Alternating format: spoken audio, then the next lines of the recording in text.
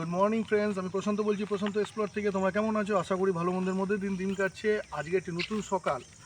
আজকের এই নতুন সকালে তোমাদের জন্য একটি ছোট্ট ঐতিহাসিক ঘটনা তোমাদের কাছে নিয়ে আসতে চলেছি। এখন বর্তমানে যে জায়গাটা আমি রয়েছি সেটা হচ্ছে লালগড় সংলগ্ন একটি বিরাট বড় বন, জঙ্গল বলতে পারি। জঙ্গলমহল তো তোমরা জানোই লালগড়কে।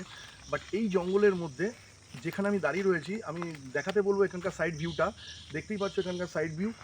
তারপর আমি তোমাদেরকে এখানের ঘটনাটা বিশ্লেষণ করব, কি পজিশন আছে। আগে সাইড ভিউটা দেখে নাও। দূর দূরান্ত জঙ্গল, নিস্তব্ধ, একদম একদম নিস্তব্ধ বস।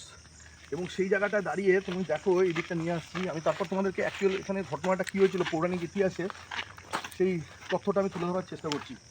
তো আমি এটা ইনভেস্টিগেশন করি এবং আমি বলবো এখানে যে ইনভেস্টিগেশন করে যেটা জানতে পারি যে পৌরাণিক সময় লালগড়ে যে রাজবাড়ি আছে, যে রাজারা এখানে থাকতেন, সেখানে যে সমস্ত কর্মীরা কাজ করতেন সবাইকে নিয়ে সমবদ্ধভাবে তো রাজা তার রাজ পরিবার পরিচালনা করতেন। যে সমস্ত মানুষেরা এখানে কোনো অপরাধ করতেন বা খুব ভয়ঙ্কর কোনো অপরাধ করতেন, তাদের শাস্তি বিধান হিসাবে তাদেরকে গলা কেটে নদীতে ভাসিয়ে দেওয়া হতো। সেই নদীর জলের একদম কেন্দ্রস্থানে আমরা দাঁড়িয়ে রয়েছি।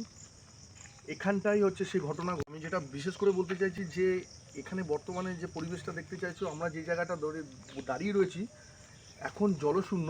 বাট একটা সময় এই জায়গাটা খুবই ভয়াবহ ছিল, ভালোই ভয়ানক ছিল।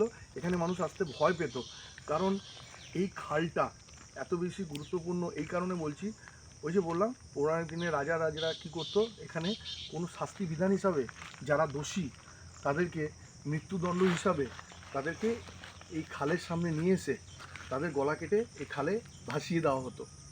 তো ওই জায়গাটার মধ্যে আমরা রয়েছি এখন, একদম নিরিবিল পরিবেশ, স্তব্ধ।